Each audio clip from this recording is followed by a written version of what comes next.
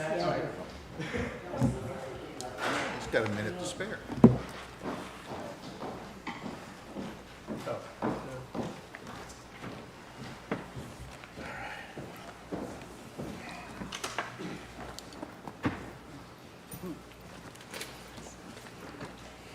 Hello, sir.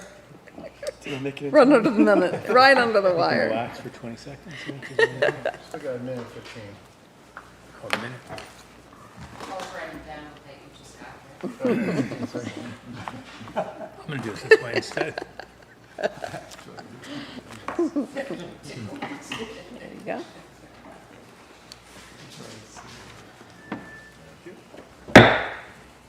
All right, Town Council, public hearing and special meeting. Can I get a roll call? Newman present. Holloway present. Buda present. Grossman present. Ashworth present. And Buckles present. All right, we establish a quorum. We have a moment of silence and the pledge of allegiance.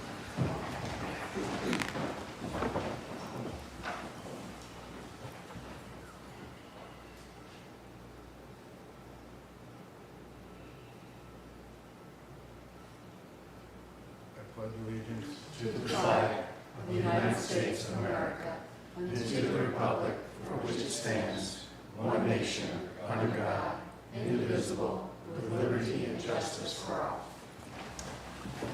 All right, public hearing. Do we have any speakers? Nobody has signed up. All right, can I get a motion to, I'll make a motion to close the public hearing if we have no people. Second. any discussion? All in favor? Aye. All right, public hearing is closed. All right, recognition of visitors. Northampton County Town Edge Ordinance Revision. County Administrator Matt Spaulding. You're on the floor. On the floor, thank you. I appreciate the time that you're giving me to explain something that's going on locally that's impactful to all of us. Come with visual. So I think each of you has a copy of the presentation that I'm going to walk through. I'm not going to read it to you. I'm going to give you some of the highlights on it and some of the purposes behind each of the slides and what they're there to represent. Okay. So the first slide is, I'm calling Northampton by the numbers, our population and income categories. Roughly, we have 12,000 people in the county. There are 5,440 homes, and our average our median income is $61,000. So that means that 2,720 houses of our neighbors are living on $61,000 or less. If that's not impactful to show that we really do need affordable housing, half of our population is there. Okay. The income ranges are there from the Census Bureau. You can see where we fall, and under 90,000 is, I would say, a majority. So under 90,000 is the majority, under 61,000 is half. The next page goes through the housing inventory. And the way I went through this was I took the value of each house and then inserted it into a level that matched that affordability range. So a house of under $100,000, we have about 1,196 of those, and I would classify that as a lower value or an older stock. Between 1 and 200, we have 1,500 houses. 2 and 300, we have 979 houses. I'm going to skip the ones below. Can Yeah, I ask a question? of course you can. Out of the 100,000 K, are all those habitable? Yes, those are actually Census Bureau respondents. Okay. And then the graph on the bottom shows where the gaps lie. So you'll see that the net adds to zero. So we don't have a housing shortage. We have a mismatch of our middle and lower housing. So we're fine with 300,000 and higher. We are not fine at $300,000 and under. So that basically says, and this does not agree with the housing study that ANPDC did a few years back, their numbers are significantly larger than mine. So what I'm showing is that we need about 300 or 430 homes at $200,000 or less to match the income range of our actual residents. Well, I'll just say it because I was on that committee. The mismatch, you're correct. What we found is a lot of the people couldn't find homes that could afford something more substantial, had to settle on something less. Pushed down. And then all of a sudden, the people that were looking for something, they couldn't get it because they were bumped out Yeah. by somebody else. That's the missing middle Right. that we're talking about, is the folks who can afford it have to rent down because there's no inventory. One of the things that you'll hear about inventory is rentals. In the county, we have roughly 900 rental units. According to ChatGPT, a healthy rental market would have 5 to 8% of the housing market inventory available on a monthly basis. Our percentage, using actual Zillows, Apartments.com and whatnot, is less than 1%. So our rental market is tight, people are holding on to them, they're not going anywhere. We're creating our own inventory problem. And then if you look down the road even a little bit more, our average home in the county is 75 years old. Not all of those 75-year-old homes are maintained like they are downtown.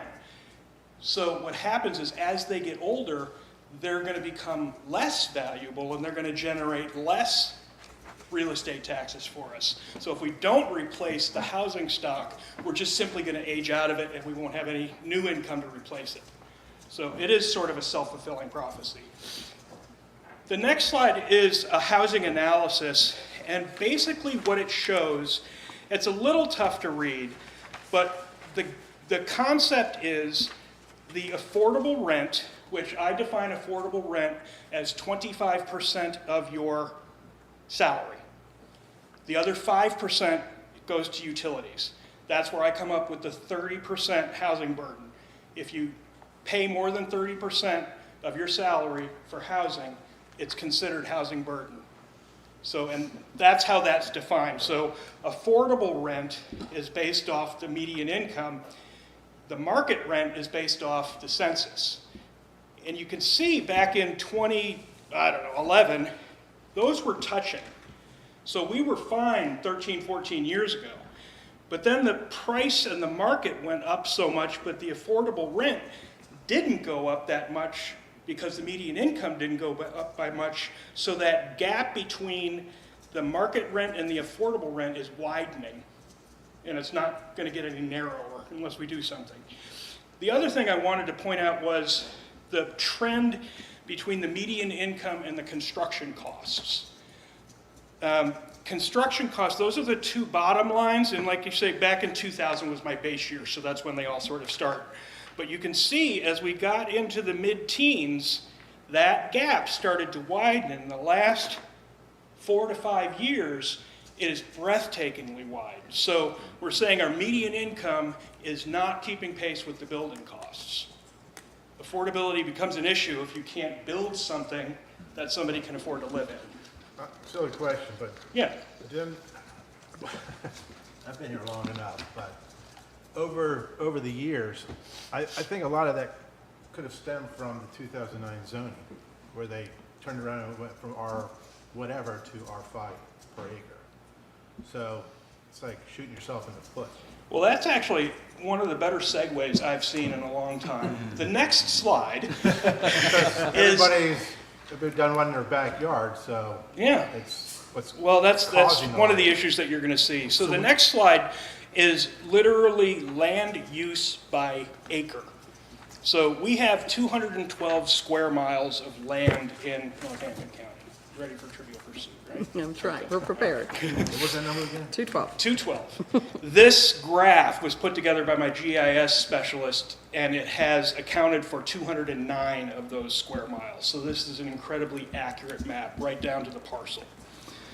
The graph shows that conservation land and ag land, which is quite honestly why we all moved here, represents 84% of our land. The next bit is residential, and that's at about 11 and change. The towns make up another 4%. So we have 15, 16% in town and residential zoning, and we have 85% in ag and conservation. So that leaves that little sliver on the top, so we get an order of magnitude of what we're talking about here. Town edge zoned property, total 1.3% of the land in the county. 1.3%. And if you want something even more frightening, because people want to say bring businesses, the slice at the bottom where it says 0.5%, that's land zoned for commercial, business, or industry. Does that include town? No, your town is your own, you're your own zoning district. Yeah, this has been one of the more telling graphs that I've used. So I want to go through and talk about Town Edge now. Town Edge is not new. Back in April 12th of 2016, the district Town Edge 1 was created. So 10 years ago, the district Town Edge 1 was created. About 5 years ago, the comp plan was presented and adopted. That showed all of that town edge, and it gave it a purpose. The reason we want to promote development outside of towns is because potentially the infrastructure, they can support the town's businesses, but also protects our conservation and our ag land. So we did that on purpose, and then the comp plan talks through about why we did that. If you look and think that, you know, the district has been there for 10 years, it's only 1.3% of the town, of the zoning, and the proximity of towns helps all the businesses. That's the reason for town edge zoning. What this ordinance does is it establishes a new zoning district. That's it. It calls TER, Town Edge Residential, okay? Right now, it's TE1. So if you look at this map, the yellow are all the currently zoned, or since 2016, zone TE1 outside of K. Charles and Sheridan. So you can sort of see. The purple is a little, I want to say misleading. The purple is there from the comp plan. That comes from the future land use map, FLOMA. And that shows conceptually where other parcels might go. They're zoned the way they always have been. There's no plans, there's no nothing. It was just absolutely somebody sitting down at a conference room table saying, what about here? So there is no change in that, but that's what it means. So the yellow is in existence. In order for a yellow TE1 to change into a TER, if this were adopted, you would have to go through a full rezoning for every single parcel. That part of it, I want to jump up and down on that a little bit, because there's been some misconception that by passing this ordinance, by right, anybody can come in and do anything anywhere, and that's just simply not true. You can come in, you can put a zoning application in, a zoning change application in, and then you go through the process. I'm going to review the process in a second. But the new TER sets density standards, sets construction standards, sets setbacks, things like that. So, and yes, it is more dense, but let me walk through why. So TE1 versus TER. Right now, we're at basically one dwelling per 5 acres. Okay, nobody can make money developing that. We all agree. Okay, so if we want affordable housing, we have to make something that'll pencil for a developer. That's just the way it is. If we don't want affordable housing, we just change directions and look at a new revenue stream. That's all. So that's the decision that's being made by Planning Commission and the Board of Supervisors, is if this fits into who we are and where we want to go. But right now, TE1, it's not feasible financially. There are a couple of ways that you can develop inside of TER. One is if the parcel has public utilities, and the other is if the parcel doesn't have public utilities. So the way that that works is you're allowed to have smaller lots when you have public services. So if I have wastewater and water, I don't have to have private cell and septic. So that allows for a smaller print. The cluster development allows up to 4 dwelling units per acre. Now, I'm just going to put reality out there and say 4 housing units per acre. By the time you put the road and the sidewalks and the setbacks in, you're not getting 4 in there. You might get 3. So what we're looking at is somebody who needs to pay for a road and all the stormwater on 3 houses. I promise you, if they try to do that, they're not going to be affordable to anybody. So, and also clusters, but they do allow for smaller footprints up to 6,000 square feet, but they have to leave 40% of the land open. So what it basically does is it takes that acre and moves all the houses into one corner and then leaves the rest of the thing open to green space. And in theory, you have a smaller road, you have smaller infrastructure because everything's a little bit closer and I can just cut in and go there. I don't have to go around the whole thing. Question, on the current TE1, you mentioned, or Town Edge, 1.3%. Do we have anything right now, TER? No, it's Right. the designation does not exist. Right. That's what this ordinance does. I also have another question. With- Okay? Well, let me clarify it, just say, it does exist, it's just not used. Well, you have to go through a rezoning to do it. But I'm saying the current county zoning does address TER. It's just that we don't have any of that. Correct. Okay, that's what I want to clarify. Yes. Sorry. So this gives them the standards into Right. which they would be able to develop. So going on that, based on that map, Yeah. so we have, going out of town, just past across the street from the brewery. That's a farmland. What, is there a process if they decide to turn around and convert that into a TR1? That's another fantastic segue. If you look at the next slide, this goes through the process that a person has to go through to go from whatever zoning they are now to a TER. Now, in this ordinance, it only allows TE1 to become a TER. That's it. So if the ag land across the street were to come forward and say, I'd like a rezoning to be TER, there are some hoops that are going to have to jump through Yeah, in because order that's to get clearly there. a town edge area. You would think. Let me tell you, I know. county will not change that ag designation. No, So that's a why I'm- through these really public uphill battle. comments, you're gonna have pitchforks out. Yeah. That's why I'm asking that Right, question. right. Yeah. That's So, right. Matt, I have a question too. Going back, since we jumped pretty quick, if you go back a slide, you had mentioned conventional development, minimum lot size of 15,000 square feet with central water and sewer. Does that exist? Without, right now? that's 15 is I'm sorry, without. 10,000 with central. Does that exist right now? Is that like a hypothetical? No, that would be a new specification that's only allowed in this district. So TER would be the only place you could have a 10,000 square foot lot with public water and sewer. Because of Cape Charles. Well, Well, I don't know that I'm going to give you credit, but just think of it this way, though, if public utilities go up to Route 13. That's what I was thinking. You can get down to a denser set of properties there Mm-hmm. with that. Okay. And it's sewer and water. So I don't know if Virginia American Water would send, water out there. They'd certainly look at sewage.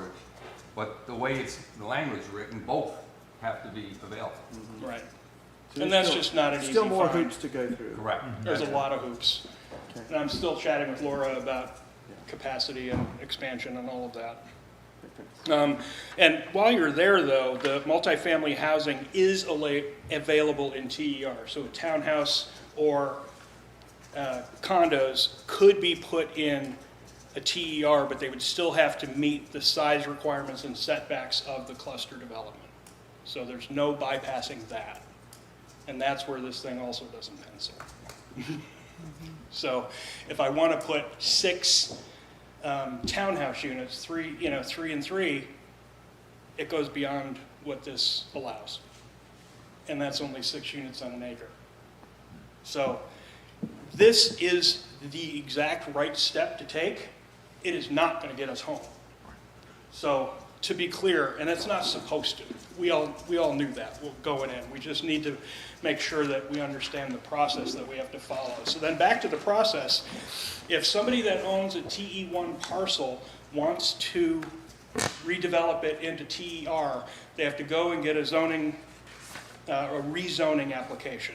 That process goes through a pre-application with the county staff, with the building inspector, with the planner. Their conceptual site plan has to meet all setback requirements and everything else. If that all happens, then they can submit their rezoning application. Once they do that, the staff reviews it much more thoroughly and also submits it to outside agencies. Outside agency is where a lot of the cost comes. If you have to build a road to VDOT standards, you're going to spend a lot of money. If you have to build stormwater systems to DEQ standards, you're going to spend some money. VDH, the Department of Health, governs our septic systems. There's a lot of outside agencies, and don't even talk about going in the RPA. So there are a lot of outside agencies that add complexity for the right reasons, but they still add complexity and cost. And for 3 houses on an acre to go through that kind of scrutiny and that kind of cost is tough. After that, it goes to the Planning Commission. Planning Commission, of course, holds their public hearings. They discuss it, they hold their public hearings, and then they'll make a recommendation to the board. The board would then also hold a public hearing and make a decision on whether or not this is an approved rezoning. All of that involves a ton of review and community input. There's 2 public hearings for every single parcel that's going to be changed. So if I own a parcel and I want to redevelop it, I have to go through this entire process.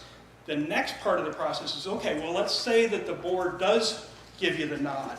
Well, you're not done. That I can tell you. There's a lot more to do. You'll have a POD or a plan of development review. Then you've got to get your engineering and your site plans and your DEQs and VDOTs and department. They review the conceptual plan for concept. They review these for engineering. So this is where the developer would have to write a reasonably good sized check to get these stamped plans drawn. Then you get site plan approval, building and permits, construction, inspection, occupancy, all that kind of good stuff. But it's way down the road. And that I really want to make sure that we're clear. By adopting this ordinance, we're not allowing anything. We're simply making a pathway to that type of construction. That's it. And in order to get that type of construction, you have to go through those last 2 slides of bureaucracy. So I know that there have been some questions on traffic impact and water and sewer availability, emergency services. So I reached out to every single agency to find out, like, okay, do we have enough groundwater? And the answer is yes, we do, but it depends where it is. Because our aquifer is down there going like this, we don't know that you're building up here or you're building when it's down here. So where that well goes in the aquifer tells you what the inventory of water is going to be. Our hydrogeologist works through that and determines whether or not it would have the inventory available. It's a huge review process. Emergency services, I've talked with EMT and the sheriff to learn whether or not 400 new homes would require us to hire new staff. And the answer is no. It's less than a 10% increase in current dwellings. In all likelihood, we wouldn't have to add any staff for it.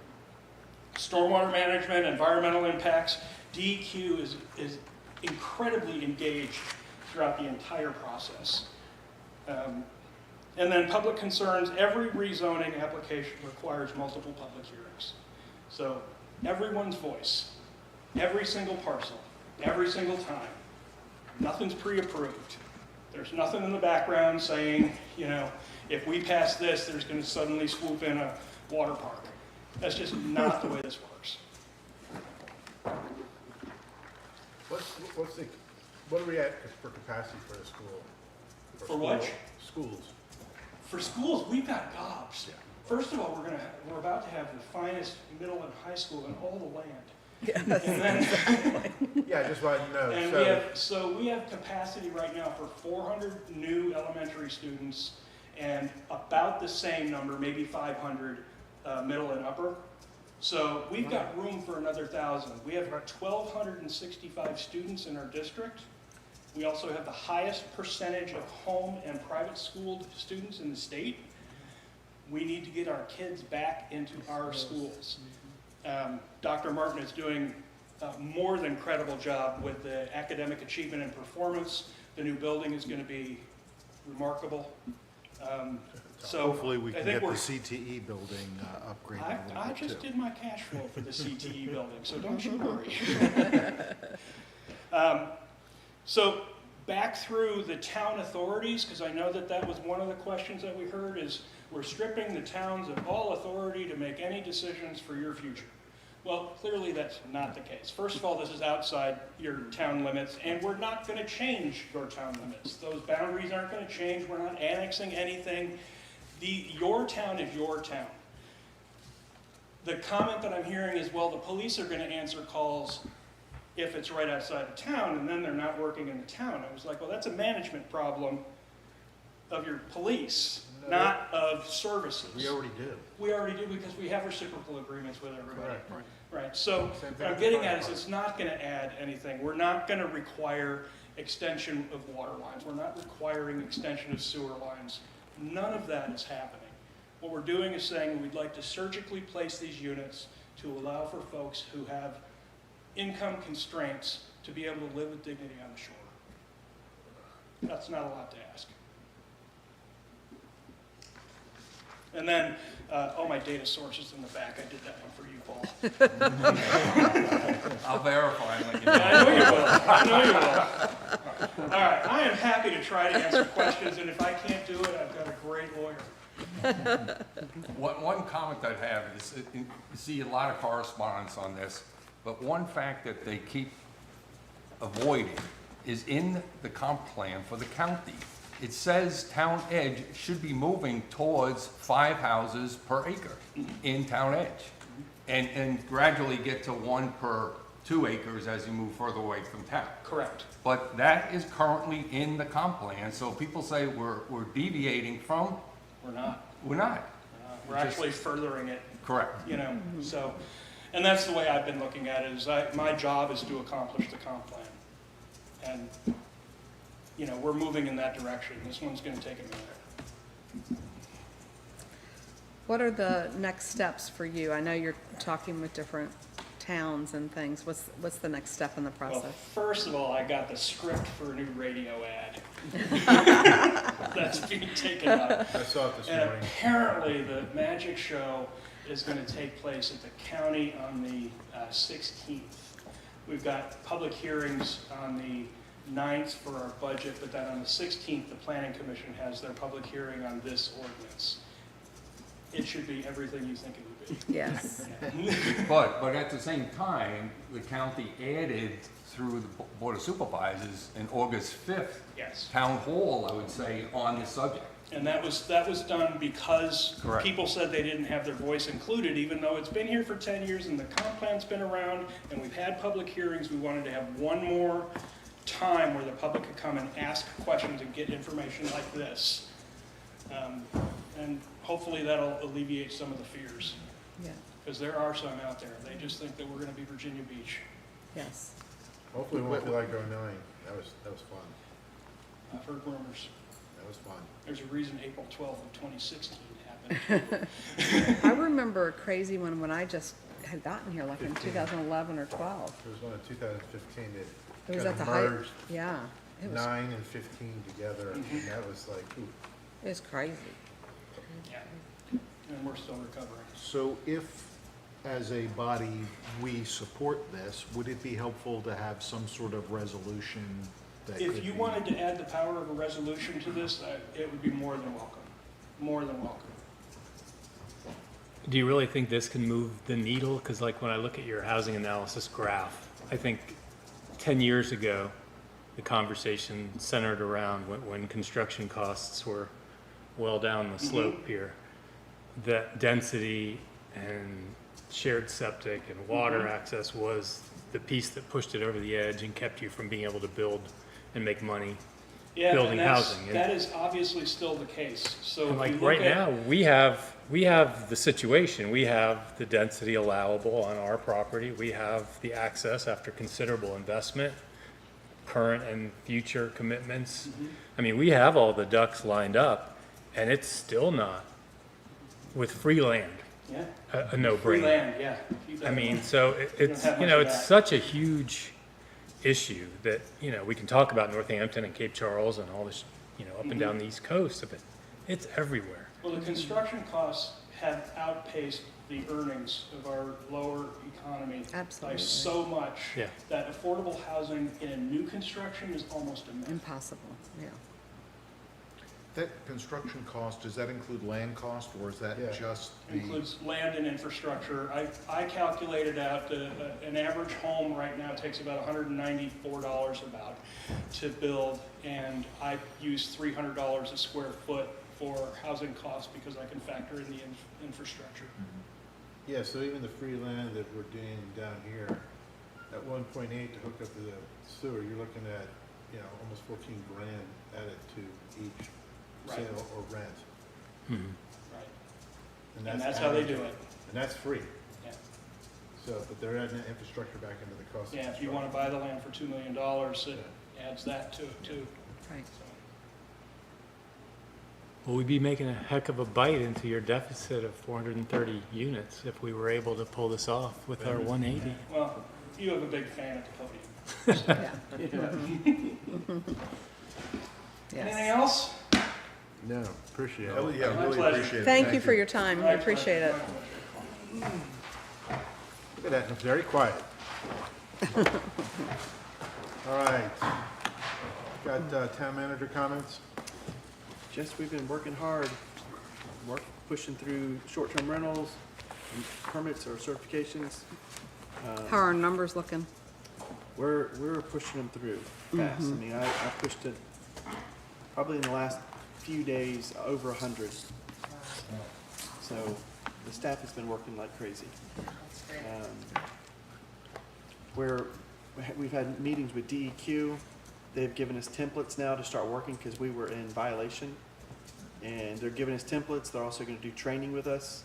So it's been great. Staff have been, working so hard. Finance staff, I mean, and how awesome. You probably have heard that they've been taking visits through the business community. And I have just, my pen with me today. yes, so it has been a joy. Calling in to say thank you to our businesses, not thank you, can you volunteer, or thank you, can you sponsor, but a simple thank you with a inexpensive but very genuine gift for each one. So it's been wonderful for our staff and I think for the businesses. And don't forget your business license. Yes. Yeah. I have calls scheduled to meet with different organizations, so Virginia Housing, and to start talking about a development agreement with our town attorney. I've also sent the information to them to start looking at templates that they already have. So trying to get ahead of this.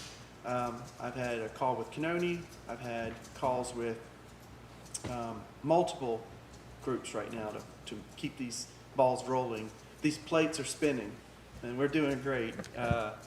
We have a couple candidates have submitted resumes about the planning and zoning position.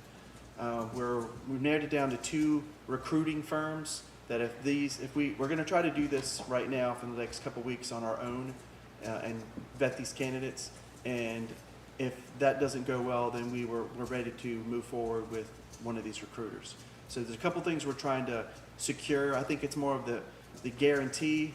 If this doesn't work, you know, are they gonna come back and do it again? And one of them said no, that it's, you pay the money and that's it. And so it's like, that's not very reassuring for us, considering the amount of money that we have to spend for this. So we're waiting on the next one, but we're gonna see how this goes. So we're moving good. Good. Yeah. Questions for me? I noticed in the Bettis building, 7 Strawberry, that all of a sudden there are more kayaks and there's more things going in that are not bathroom related. Do you have any updates there? And No, I think he's just going to put it in the back part of the building. He's probably just using it to go as a pass-through into our building, but that has nothing to do with us. they're in Are they front, gonna right do- at the door. Are they gonna come out of that through the hallway or around the back? I don't know. No, I would clarify that. This is like Southeast Expedition stuff. Uh-huh. So more stuff seems to be going in that are not toilets and sinks and that kind of stuff. Okay, I'll check on it. Interesting. Yes. So you've never used a kayak? A kayak No, I bath, haven't. the kayak bathrooms are the new trend. Well, they have a flood, they've gotta get out. Yeah, it's very interesting. Yeah. Oh, my God.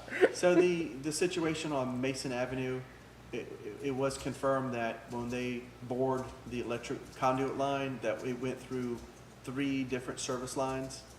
And so I know it's unfortunate, but VAW sent their underground group that comes in and digs it out and confirmed it. And so we're working with the owners who were affected so that we would cover the cost of what we did. So. Will we cover the cost of the loss of rentals, or is it those houses? Like No, where- it where was is it? the chiropractor office. Oh, okay. And John Burtis's. Oh, okay. His Okay. home. I saw that, the underground folks down by, toward the Northampton is why I asked. Yeah. Because those houses. I had to are- put them up for 2 days, so I need to be compensated. So wait, is it the town's responsibility? Isn't it the contractor? Well, yeah, the contractor and VAW will work that out. Yeah. Okay. And then we'll come back and find out if there's additional costs on our end. I'm assuming this is the exit line. Yeah, yeah, Oh, joy. yeah. But, you know, they did put clean outs so that at least VAW can clean the main out from there, because the closest was 100 feet from there. And nobody has equipment that can go that long, Right, so, yeah. yeah. Those are highlights. Is that what, the digging up, though, that they're doing further down toward the beach? That's part of that electrical as well? And that's, And our L is being repaired, yes, so evidently the heat exceeded over 300 degrees and it melted the automobile Bondo glue that he used. So we're gonna, it's in the shop right now and they're looking at different, I think they're gonna do epoxy or something stronger this time.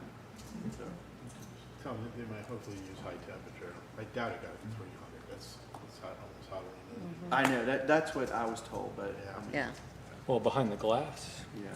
yeah, and right where it is, that's yeah, it takes it possible. all day. Mhm. Or a lot of the daytime. All right, council comments? I just have one more question. The changes that you sent to us, the document for fees, when did we discuss that, or is that That can be in the next meeting's discussion. next meeting? Okay. Yeah. Okay. I just have a couple of questions. Sure. Any more motions for Rick? Council? Do we have anything? All right, got it. Announcements, town council regular meetings on June 18th. June 19th, town offices will be closed for Juneteenth holiday. June 19th, first concert in the summer concert series in Central Park. That's a mouthful. Is that twist one? Jeez. And June 21st, or June 19th to the 21st, 2026 is Sailfest 250. Woo-hoo!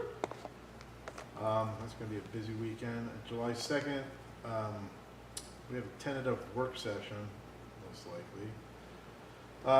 July 3rd, town offices will be closed for the 4th of July in preparation for a lot of work.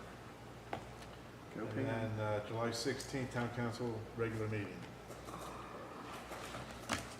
Can I get a motion? Make a motion to adjourn? Any discussion? All in favor? Aye. Wow. Nobody came to talk about the budget. You know you've done it well. Ah, Matt? I told you we should have raised that. The 19th, I know, evening dinner, is that on the vessel and it's departing, or is that on land?